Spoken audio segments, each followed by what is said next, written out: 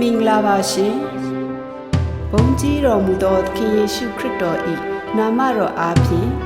ခွန်အားသည့်နေ့စဉ်နှုတ်ကပတ်တော်အစီအစဉ်မှာကြိုဆိုပါရရှင်ပထမဦးဆုံးဖျားသခင်ရဲ့ကျေးဇူးတော်ကိုချီးမွမ်းပါတယ်မျှော်လင့်ခြင်းမိုးတိမ်ဆိုတဲ့ခေါင်းစဉ်နဲ့နှုတ်ကပတ်တော်ကိုဆင်ခြင်သွားခြင်းပါတယ်တခါကအာဖရိကနိုင်ငံတစ်ခုမှာလယ်သမားတစ်ယောက်ရှိတယ်သူတို့နိုင်ငံကမိုးရေကိုပဲအားကိုးပြီးတော့စိုက်ပျိုးရေးကိုလုပ်ကင်ကြရတာဖြစ်တယ်ဒါပေမဲ့သူတို့နေရာဒေသမှာလပေါင်းများစွာမိုးမရွာဘူးလေယာမြေတွေ6ကပ်ပက်ကြားအပ်သွားတယ်တခြားလယ်သမားတွေကလေထွန်းတာကိုရပ်လိုက်ကြတယ်ဒါပေမဲ့လယ်သမားတစ်ယောက်ကတော့နေ့တိုင်းသူ့လယ်မြေကိုစိုက်ပျိုးရေးလုပ်ဖို့ပြင်ဆင်နေတုန်းပဲဖြစ်တယ်လူတွေကမေးကြတယ်မိုးမရွာဘူးလေဘာလို့လဲထွန်းနေတယ်လဲပြင်ဆင်နေသေးတယ်လဲလို့မေးကြတယ်သူကပြန်ပြီးတော့မှပြောပါတယ်မိုးမလာသေးပေမဲ့မိုးရွာလာမယ်ဆိုတာကိုယုံကြည်လို့ပြန်ဖြေလိုက်တယ်တနေ့မှာတော့ကောင်းကင်တနေရာမှာမိုးတိမ်တွေပေါ်လာပြီးတော့နောက်တော့လေတိုက်လာတယ်ကောင်းကင်မှာနောက်ပိုင်းမဲမောင်လာပြီးတော့နောက်မိုးကြီးကြီးရွာလာပါတယ်ဒီနေ့မျောလင်းခြင်းမိုးတိမ်လေးအကြောင်းနဲ့ပတ်သက်ပြီးတော့မှ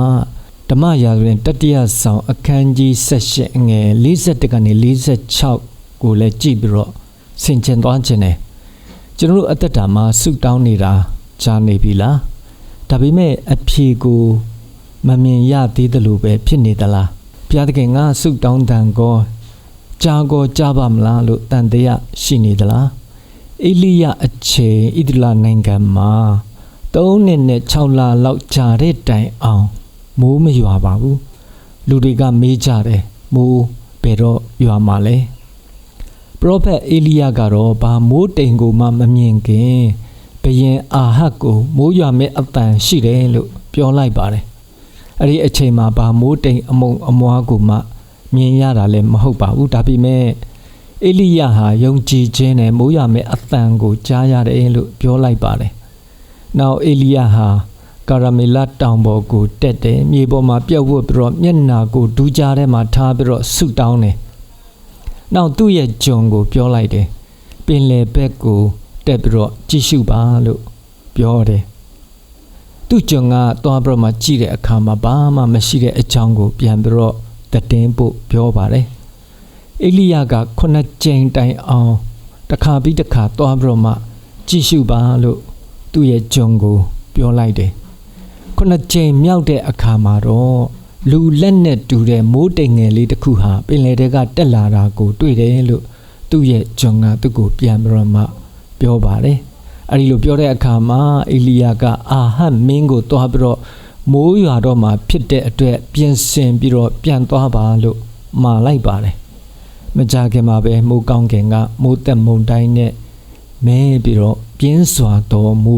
ရွာလာပါတယ်ကျွန်တော်တို့မိမိကိုယ်ကိုမေးခွန်းမေးဖို့ကကျွန်တော်တို့မိုးကြီးရွာဖို့မိုးတိမ်ကြီးကြီးနဲ့စရမလားဒါမှမဟုတ်မိုးတိမ်တေးသေးလေးနဲ့ပဲစနိုင်သလားကျွန်တော်တို့ဇာခရိအခန်းကြီးလေးအငယ်30မှာလည်းပဲအမှုငယ်ပြုတဲ့နေ့ရက်ကိုအဘယ်သူမှမထီမဲ့မြင်ပြုရသနည်းလို့ဘုရားခင်ကမေးခွန်းမေးထားတယ်တင်းငယ်တဲ့အစကိုမထီမဲ့မြင်မပြုမိဖို့လိုပါတယ်အဲ့ဒီအချိန်မှာဘုရားသခင်ကဇေရုဘဗေလကိုပြောခဲ့တယ်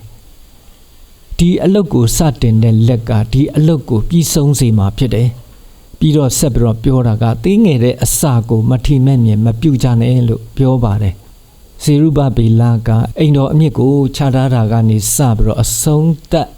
အောင်မြင်တဲ့တိုင်အောင်လှုပ်ဆောင်သွားရမှာဖြစ်တယ်ဇေရုဘဗေလအတွက်ကြောက်တုံးသေးသေးလေးကဗိမာန်တော်ရဲ့အစပဲဖြစ်တယ်အေလိယအတွက်မိုးတိမ်သေးသေးလေးကမိုးကြီးရဲ့အစဖြစ်တယ်အေလိယကသူ့ဂျုံကိုပင်လယ်ဘက်ကိုသွားပြီးမှကြည့်ဖို့ပြောတဲ့အခါမှာ6ခါလောက်က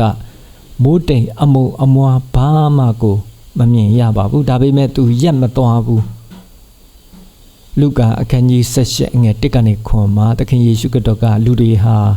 အားမလျှော့ပဲနဲ့ကြိုးစားပြီးတော့ဆုတောင်းကြဖို့အကြောင်းကိုဇွဲမလျှော့တဲ့မုတ်ဆိုးမတစ်ယောက်အကြောင်းနဲ့ဥပမာပေးခဲ့တယ်အဲ့ဒီမုတ်ဆိုးမဟာသူ့ဘက်ကနေပြမ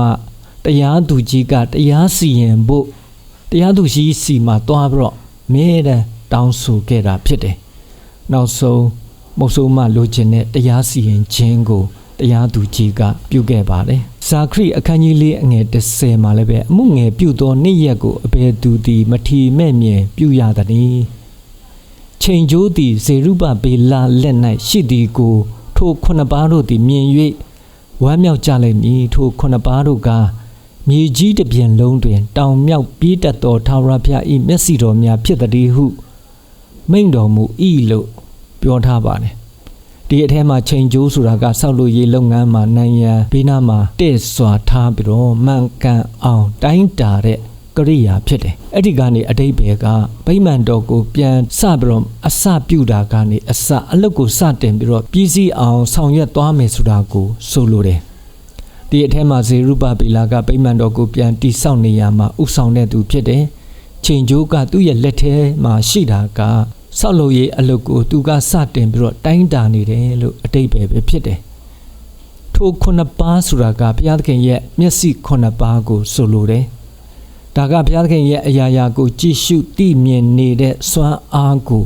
ရည်ညွှန်းပါတယ်ခုနှစ်ပါးတို့ကမြင်ပြီးတော့ဝမ်းမြောက်ကြမယ်ဆိုတဲ့အတိတ်ပဲကတော့ယူဒလူမျိုးတွေဘာဘီလုံနိုင်ငံကနေပြန်လာပြီးတော့ဗိမာန်တော်ကိုပြန်တည်ဆောက်ရတာလွယ်တဲ့အလုပ်တော့မဟုတ်ပါဘူးအရန်ခက်ခဲခဲ့ပါတယ်လူတွေကလည်းအဲ့ဒီအလုတ်ကသေးငယ်တယ်မထင်ရှားဘူးလို့သဘောထားခဲ့တယ်အဲ့ဒီနေရာမှာဘုရားသခင်ကလူတွေအမြင်မှာသေးငယ်တဲ့အမှုကအစပြုတာမထီမဲ့မြင်မပြုဖို့တတိပေးထားတယ်အမှုအစပြုတာသေးငယ်ပေမဲ့လည်း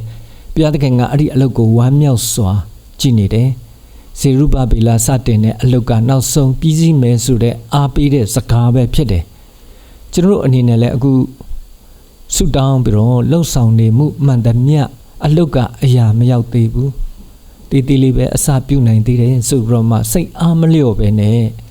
မျောလင်းချက်ကောင်းကြီးမိုးတိမ်ကသေးငယ်ပေမဲ့လည်းနောက်ပိုင်းမှာကြီးမားတဲ့ကောင်းကြီးမိုးရွာလာစေရာရှိပါတယ်ဒါကြောင့်ကျွန်တော်တို့အတွက်သင်ခန်းစာကဆုတောင်းခြင်းကိုမရက်လိုက်ပါနဲ့ဘုရားသခင်ရဲ့အဖြေကတီတီလေးနဲ့စတင်တတ်တယ်ဘုရားသခင်ရဲ့ကောင်းကြီးတွေကအစမှာတီတီလေးနဲ့စတင်တယ်ဒါပေမဲ့နောက်ပိုင်းမှာတော့ကြီးမားတဲ့ကောင်းကြီးမိုးရွာလာနိုင်ပါတယ်ဒီနေ့ကျွန်တော်တို့အသက်တာမှာနိုင်ငံရေးစီးပွားရေးလူမှုရေးကိုလုပ်နေကြအလုပ်အကန့်တွေကလည်းပဲအစင်မပြေဖြစ်ပြီးတော့အဖက်ဖက်မှာမိုးမရွာသေးတဲ့မိုးခေါင်ချိန်ဖြစ်နိုင်တယ်ဒါပေမဲ့တတိယပါမိုးတိမ်တေးသေးလေးဆိုတဲ့ဘုရားသခင်ကနည်းနည်းလေးပဲလှုပ်ဆောင်ပြီးနေတာကိုပဲမြင်ရတာဖြစ်လို့အားမလျော့ပါနဲ့လျှော့မတွက်ပါနဲ့ဆုတောင်းခြင်းကိုမရက်လိုက်ပါနဲ့ယုံကြည်ခြင်းမပြတ်သွားပါစေနဲ့ဘာကြောင့်လဲဆိုရင်တင်းငယ်တဲ့မိုးတိမ်အစဟာနောက်ပိုင်းမှာကြီးမားတဲ့မိုးရွာလာစရာအကြောင်းပဲဖြစ်တယ်တင်းငယ်တဲ့ကောင်းကြီးမင်္ဂလာတွေကနေကြီးမားတဲ့ကောင်းကြီးမင်္ဂလာတွေလာလိမ့်မှာဖြစ်တယ်စိုက်ပျိုးရေးလုပ်တဲ့သူတယောက်ကမြေကြီးထဲမှာမျိုးစေ့တစ်စေ့ကိုစိုက်တယ်နောက်တော့အဲ့ဒီမျိုးစေ့ဟာအပင်ဖြစ်လာတယ်တစ်ပင်ကြီးဖြစ်လာတယ်နောက်အသီးများစွာထွက်လာတယ်မာကုအခန်းကြီး၄အငယ်31ကနေ30မှာမုံညင်းစေနှင့်တူ၏မုံညင်းစေသည်မြေ၌စိုက်သောအခါမြေ၌ရှိသောအစိတကာတို့ထက်ငယ်တော်လဲစိုက်ပြီးမှအပင်ပေါက်၍မြက်ပင်တကာတို့ထက်ကြီးပွားသဖြင့်မိုးကောင်းကင်ငှက်တို့သည်အရိပ်ကို၍နားနေလောက်သောအကိုင်းအခက်ကြီးတို့ကိုပြစ်စေတတ်သည်ဟုမိန့်တော်မူ၏လို့ပြောခဲ့ပါတယ်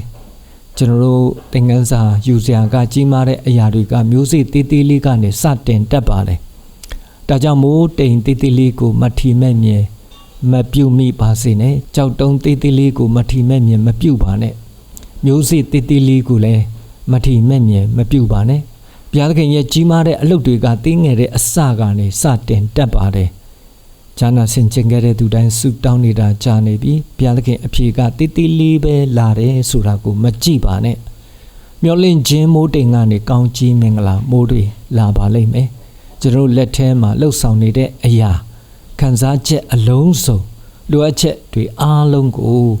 တောင်မြောက်ပြေးကြည့်နေတဲ့ဘုရားသခင်ရဲ့မျက်စိတော်ကအားလုံးကိုသိမြင်နေပါတယ်ကျွန်တော်ယုံကြည်ခြင်းအပြင်ဘုရားသခင်အထံတော်အပားမှာဇွဲမလျှော့ပဲနဲ့ဆုတောင်းနေတာကိုဘုရားသခင်ဝမ်းမြောက်စွာနဲ့တွေ့မြင်နိုင်ပြီးတော့အစပြုတဲ့အလုပ်အဆုံးတိုင်အောင်ဘုရားသခင်က ပို့ဆောင်ပြီးတော့လုံနိုင်ပါမယ်အကြောင်းဘုရားခင်အတူရှိပြီးတော့ကောင်းချီးပေးနေပါစေအာမင် ဤခွန်အားသည့်နှုတ်ကပတ်တော်အစီအစဉ်သည်နေ့စဉ်တင်ဆက်သောအစီအစဉ်ဖြစ်သောကြောင့်စောင့်မျှော်၍ဝိညာဉ်ခွန်အားယူပါရန်မေတ္တာဖြင့်လို့ဆော်အပ်ပါသည်